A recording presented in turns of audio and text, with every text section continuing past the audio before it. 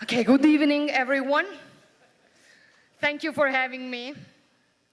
My deepest gratitude goes to Chairman John Rogers, President Frederick Kemp, the entire Atlantic Council for this distinguished recognition I am very proud of. And I thank Elon for the beautiful words that he had for me and for his precious genius for the era in which we live. I have put a lot of thought into how to present tonight's speech. Initially, I thought of emphasizing the pride I still feel as the first woman to serve as Prime Minister in a nation as extraordinary as Italy. Or about the effort the Italian government is doing to reform its country, to make it once again a protagonist of the geopolitical chessboard. I could have talked about the inseparable bond that unites Italy and the United States, regardless of the political beliefs of the respective governments, a bond witnessed here by the many friends of Italian origin, representatives of a community that for generations has contributed to making America stronger. Or I could have talked about foreign policy in a time dominated by chaos in which Italy stands firmly alongside those who defend their freedom and sovereignty, not only for it is right to do so, but also because it is in the interest of Italy and the West to prevent a future in which the law of the strongest prevails. As a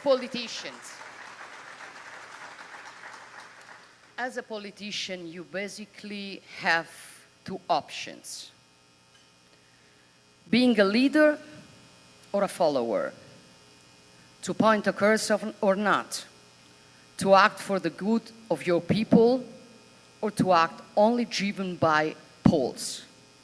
Well, my ambition is to lead and not to follow. Yeah. Tonight, in any case, I want to offer you a different perspective. Let me start by mentioning an op-ed recently published in the European edition of Politico. This analysis was focused on Meloni's Western nationalism. The author, which is called Dr. Constantini, argues that my political belief is in what might be called Western nationalism, a thought which at its heart embodies the survival and renaissance of Western civilization, which according to Constantini is new to the European scene. I don't know if nationalism is the correct word, because it often recalls doctrines of aggression or authoritarianism. However, I know that we should not be ashamed to use and defend words and concepts like nation and patriotism, because they mean more than a physical place. They mean a state of mind to which one belongs in sharing culture, traditions, values. When we see our flag, if we feel proud, it means that we feel the pride to be part of a community and that we are ready to do our part to make its fate better. Well, for me, the West is more than a physical place. By the word West, we do not simply define countries by specific geographical location, but as a civilization built over the centuries with the genius and sacrifices of many. The West is a system of values in which the person is central, men and women are equal and free, and therefore the systems are democratic. Life is sacred, the state is secular, and based on the rule of law. I ask and wonder to myself and to you, are these values of which we should be ashamed of? And are these values, and do these values drive us away from the others, or they bring us closer to the others? As West, I think we have two risks to counter. The first is what one of the greatest contemporary European philosophers, Roger Scruton, called oikophobia, from the Greek words oikos, which means home, and phobia, which means fear. Kyriakos, this is my personal tribute to your award tonight, okay?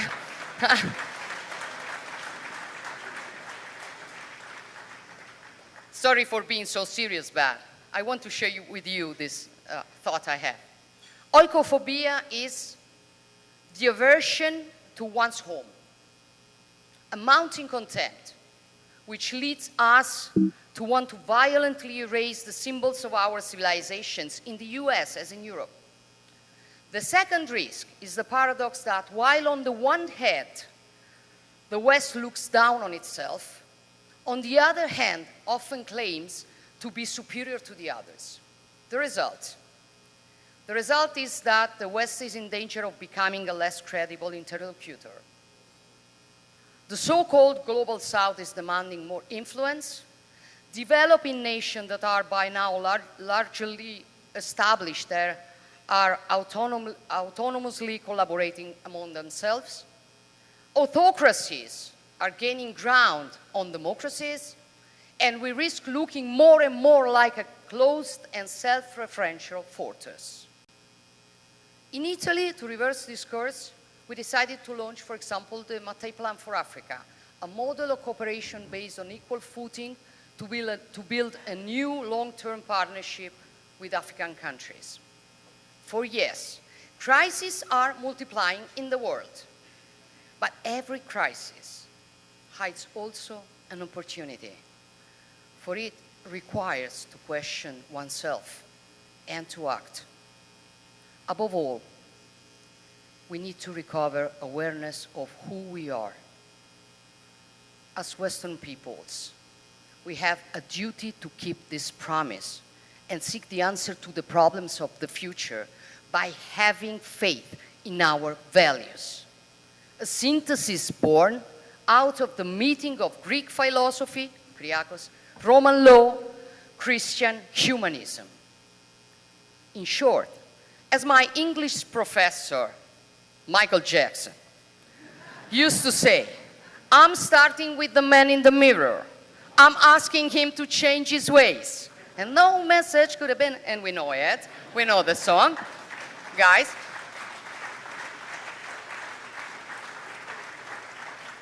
We have to start with ourselves, to know who we really are, and to respect that, so that we can understand and respect others as well.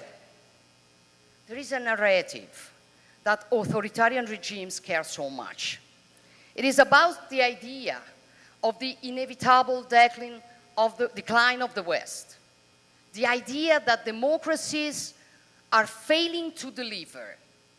An army of foreign and malign trolls and bots is engaged in manipulating reality and exploiting our contradictions.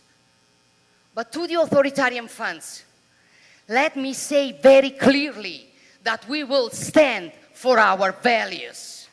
We will do that.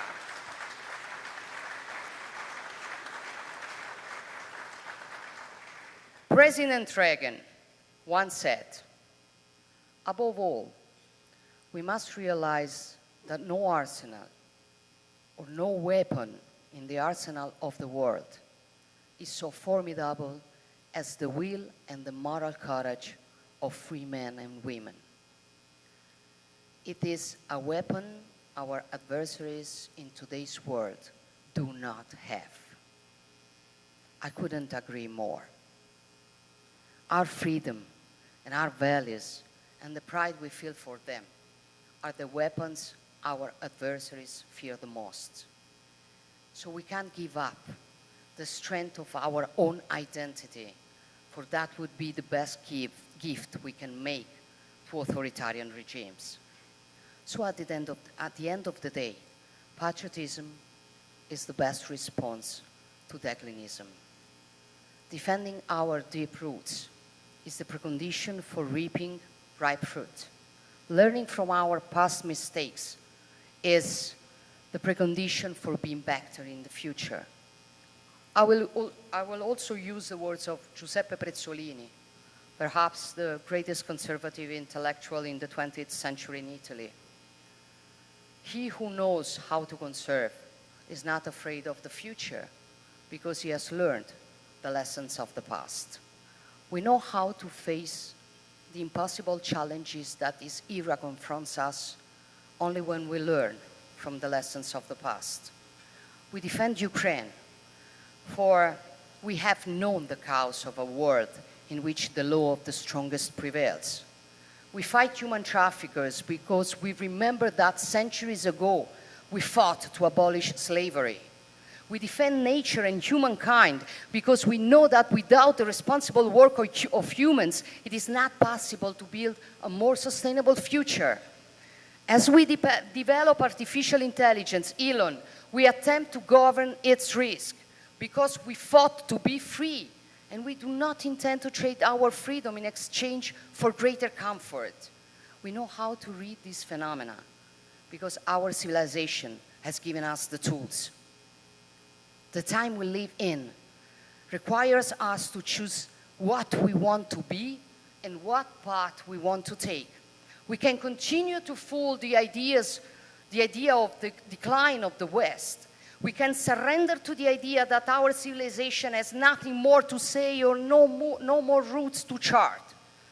Or we can remember who we are, learn also from our mistakes, add our own piece of the story in this extraordinary walk, and govern what happens around us to leave our children a better world, which is exactly my choice. And I like to think that the reason why you have chosen me for this precious award is that you share this choice. Thank you.